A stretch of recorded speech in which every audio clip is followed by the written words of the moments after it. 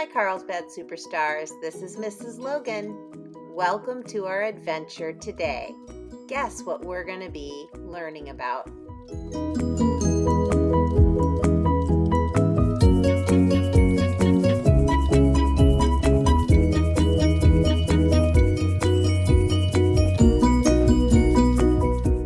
If you guessed we were going to be learning about snow today, you are right. I was born and raised in the great state of Michigan. Here I am at 1 year old out playing in the snow. And here I am in elementary school. I just finished shoveling our walkway. I did a little research to see how Michigan compared to other states in the amount of snowfall per year. This is what I found out.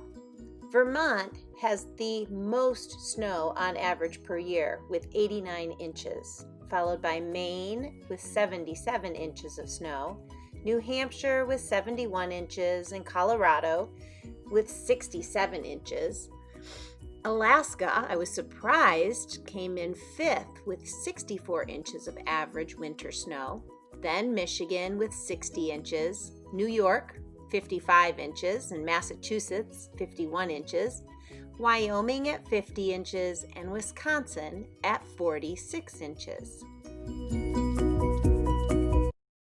When studying snow, I came across a man named Wilson Bentley that I want you to hear a little bit more about. Wilson Bentley was from Vermont, the state that had the most snow on average. Here's a story about Wilson Bentley.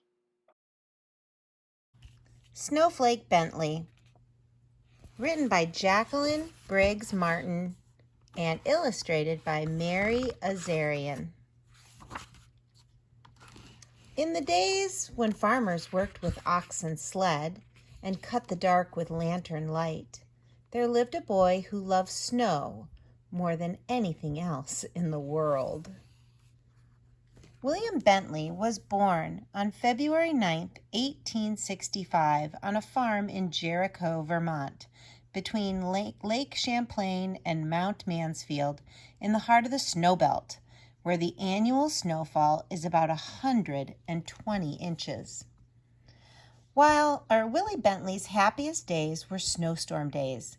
He watched snowflakes fall on his mittens, on the dried grass of Vermont farm fields, and on the dark metal handle of the barn door. He said snow was as beautiful as butterflies or apple blossoms.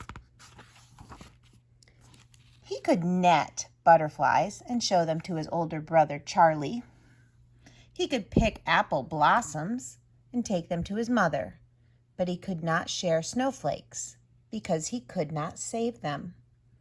Willie's mother was his teacher until he was 14 years old. He attended school for only a few years. She had a set of encyclopedias. Willie said, "I've read them all." When his mother gave him an old telescope, he used it to look at flowers, raindrops, and blades of grass. Best of all, he used it to look at snow. While the other children built forts and pelted snowballs at roosting crows, Willie was catching single snowflakes. Day after stormy day, he would study the icy crystals. From his boyhood on, he studied all forms of moisture. He kept a record of the weather, and he did experiments with raindrops. He learned that most crystals had 6 branches, though a few had 3. For each snowflake has 6 branches that are alike. I found that snowflakes were masterpieces of design, he said. No one design was ever repeated. When a snowflake melted, just that much beauty was gone without leaving any record behind. Their intricate patterns were even more beautiful than he had imagined. He expected to find whole flakes that were the same, that were copies of each other. but he never did. Willie decided he must find a way to save snowflakes so that he could see and others could see their wonderful designs. For 3 winters, he tried drawing snow crystals. They always melted before he could finish. Starting at age 15, he drew 100 snow crystals each winter for 3 winters.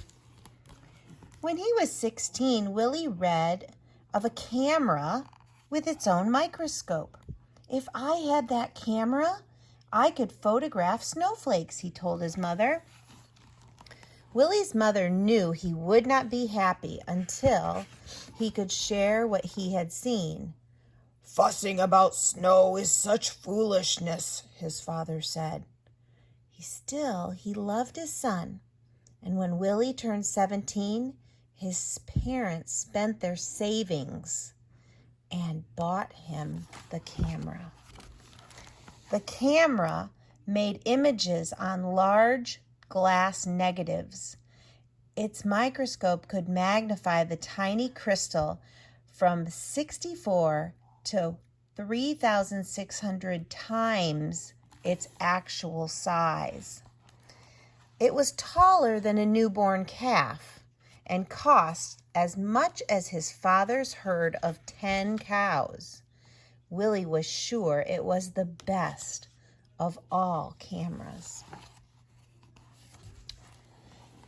Even so, his first pictures were failures, no better than shadows. Yet he would not quit. Mistake by mistake, snowflake by snowflake, Willie worked through every storm. Winter ended, the snow melted, he had no good pictures. He waited for another season of snow. One day, in the second winter, he tried a new experiment, and it worked. Willie had figured out how to photograph snowflakes. "Now everyone can see the great beauty in the tiny crystal," he said. Willie's experiment.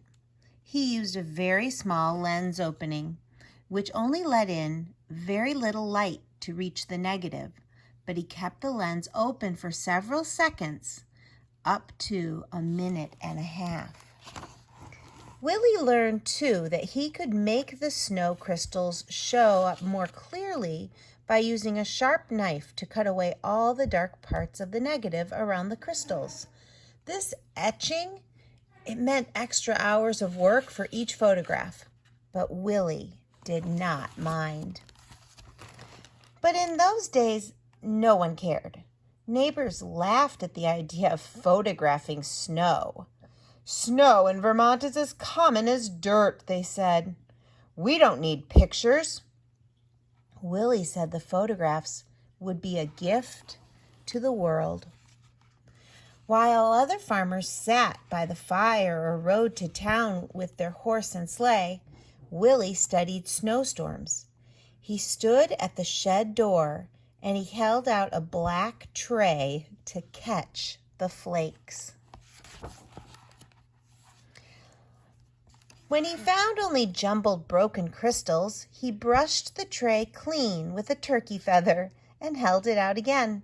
He waited for hours for just the right crystal and didn't notice the cold.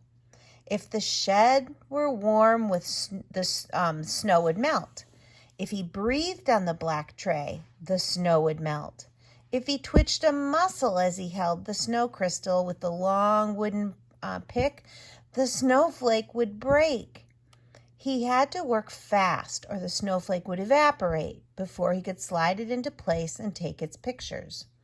Some winters he was able to only take a few dozen good pictures, but some winters he would make hundreds. Willie so loved the beauty of nature that he took pictures in all seasons. In summer, his nieces and nephews rubbed coat hangers with sticky pitch from the spruce trees. And then Willie would use them to pick up spider webs jeweled with water drops and take their pictures. On fall nights, he would gently tie a grasshopper to a flower so that he could find it in the morning and photograph the dew-covered insect. But his snow crystal pictures were always his favorites. He gave copies away and sold them for a few cents. He made special pictures as gifts for birthdays. He held evening slideshows on the lawn with of his friends. Children and adults sat on the grass and watched while Willie projected his slides with a huge sheet over a clothesline. Many colleges and universities bought lantern slide copies of Willie's photographs and added to their collections each year. Artists and designers used the photographs to inspire their own work. Willie wrote about snow. He published his pictures in magazines. He gave speeches about snow to faraway scholars and neighborhood sky watchers. "You are doing a great work," said a professor from Wisconsin. The little farmer came to be known as the world's expert on snow, the Snowflake Man. But he never grew rich. He spent every penny on his pictures. Willie said they were treasures in snow. "I can't afford to miss a single snowstorm," he told a friend. "I never know when I will find some wonderful prize." Other scientists raised money so Willie could gather his best photographs in a book.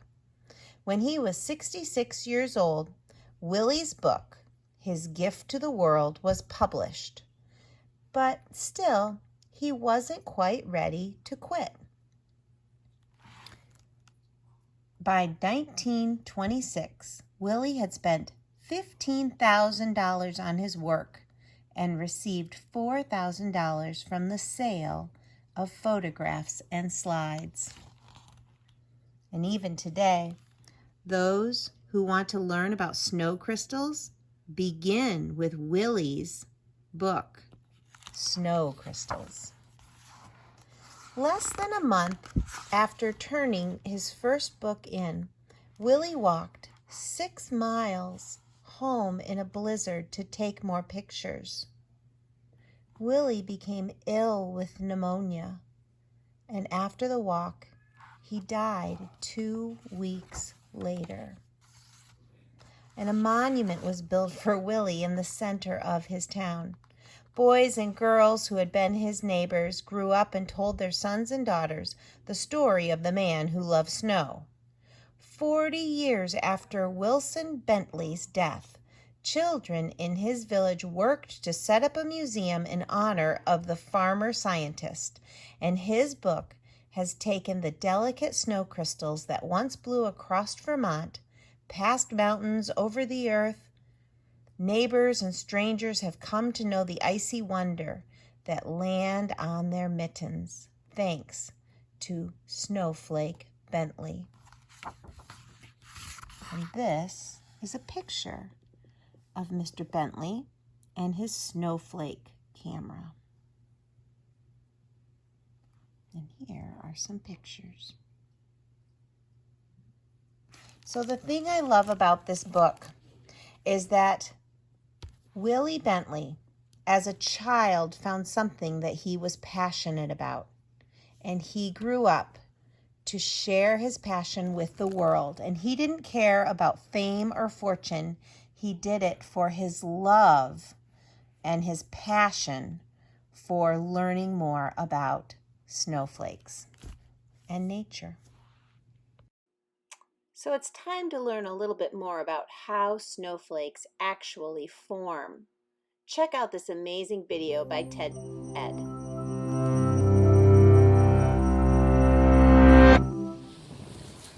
If you ever find yourself gazing at falling snow, why not catch a few snowflakes on your glove and examine their shapes? You might notice that they look symmetrical, and if you look closely, you'll see they have 6 sides.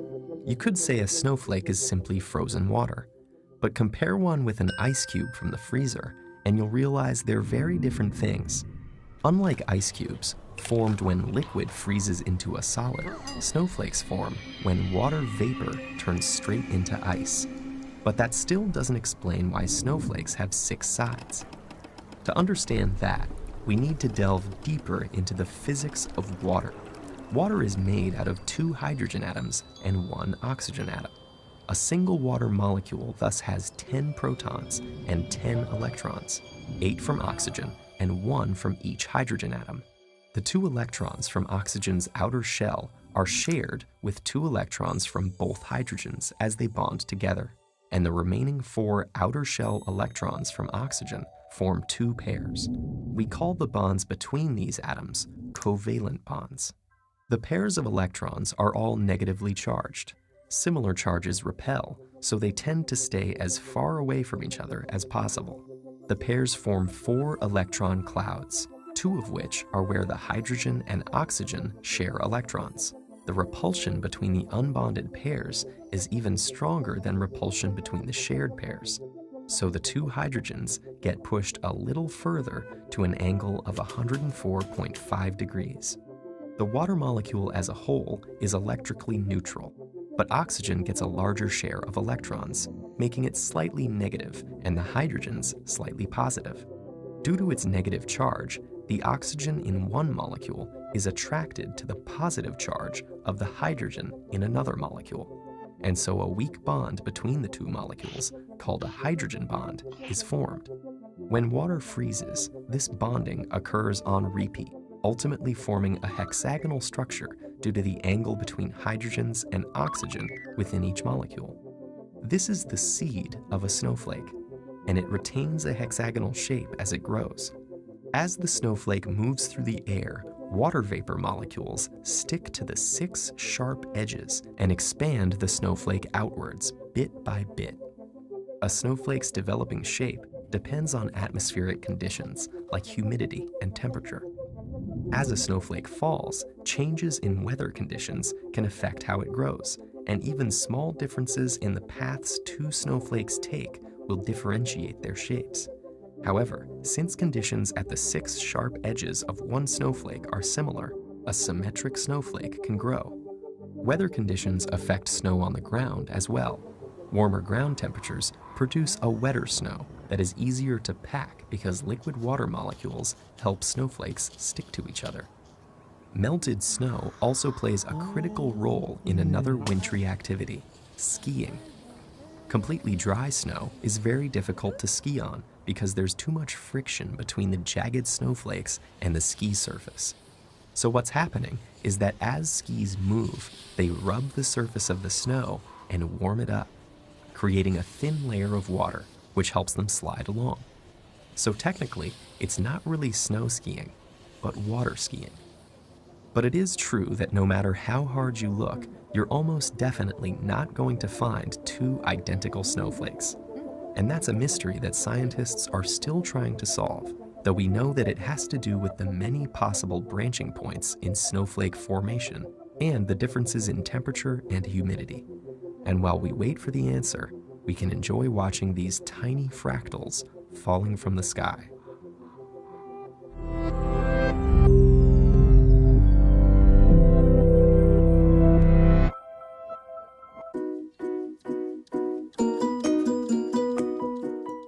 Your first challenge for this week is to make some snowflakes.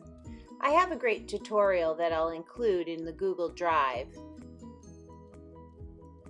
There's so many different kinds of snowflakes that you can make, and every one that you make at home will be different, just like every snowflake that falls from the sky is different. So have fun, make as many as you want.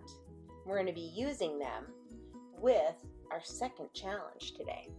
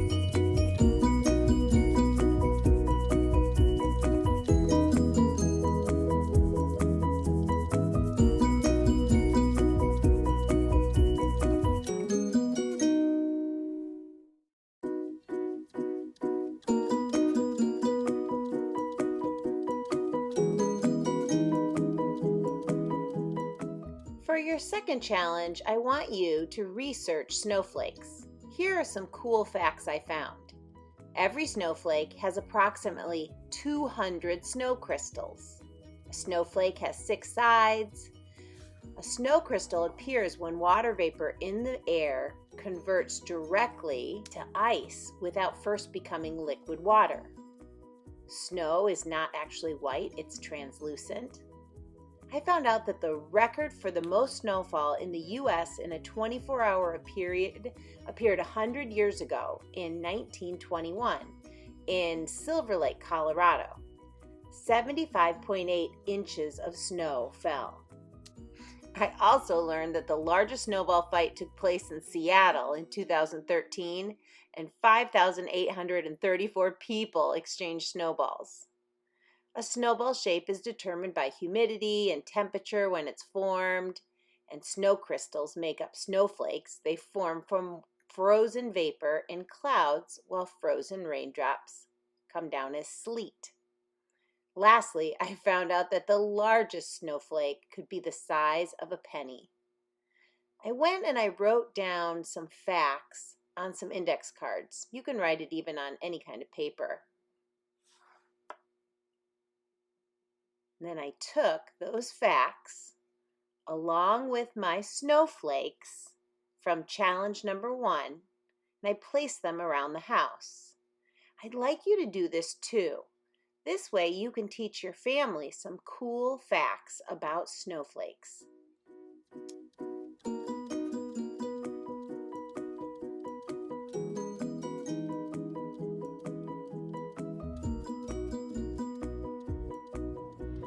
For your third and final challenge, I want you to design a snow shovel. As you can see here, engineers have made a wide variety of designs for snow removing devices.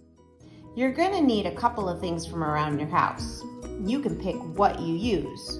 You might choose pencils or popsicle sticks. You might use an index card or some tape. What you need to do is put some rice into a container. So I'm using a Pyrex baking pan. I put some rice in here. And my goal is to remove the rice or my pretend snow using a new snow shovel. Have fun and try a few different ways of making your design. I sure hope you had fun learning about snow and Wilson Bentley. His love for snowflakes and his passion to spend his life studying and learning about them really inspired me. I hope you find something that you love and continue to stay curious and eager learners throughout your life. Have a great week, superstars. Now go and make some snowflakes.